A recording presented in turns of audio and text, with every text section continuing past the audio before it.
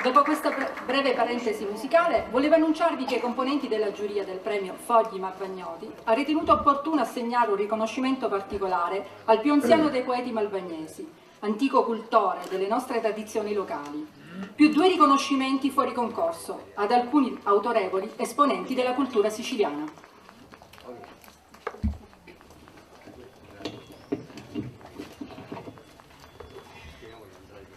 Per la sua meritoria divulgazione delle tradizioni in Sicilia, uomo dedito alla poesia, alla narrativa, alla fotografia, alle scienze della comunicazione, in breve alla cultura nel senso più alto e pieno di humanitas.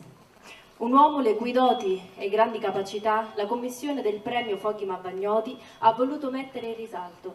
Nella terra dei mulini al vento, del pregiato Marsala, del suolo fiorito, la cui aria in primavera è tutta una fragranza. Le sue molteplici attività culturali spiccano il volo. Premio speciale, Scrigno della poesia e della cultura, conferito a Totò Mirabile. Bravo. Consegna il premio Giuseppe Cunzolo, sindaco del comune di Malvagna e il papà del bellissimo Enrico, titolare della Logos, ha studiato scienze della comunicazione presso l'Università degli Studi di Catania, discipline umanistiche presso l'Université Paris-Est Créteil Val de la Marne ed infine ha studiato clarinetto presso l'Istituto Superiore di Studi Musicali Vincenzo Bellini di Caltanissetta. Ma il titolare è Enrico della Logos, giusto? Questo è un monumento più rappresentativo.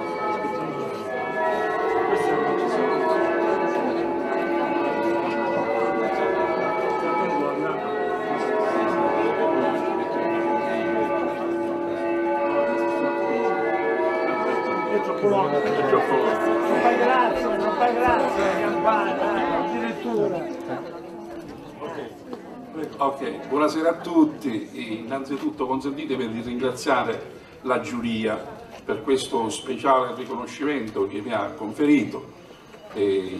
Dopo il signor Sindaco del Comune di Malvagna, che comunico che già io a Malvagna ci sono stato per aver completato il mio giro di Sicilia, una grande fatica che è stata poi coronata da una bellissima mostra, le tabelle di luogo e i luoghi di Sicilia, dove c'è in questa raccolta anche il comune di Malvagna.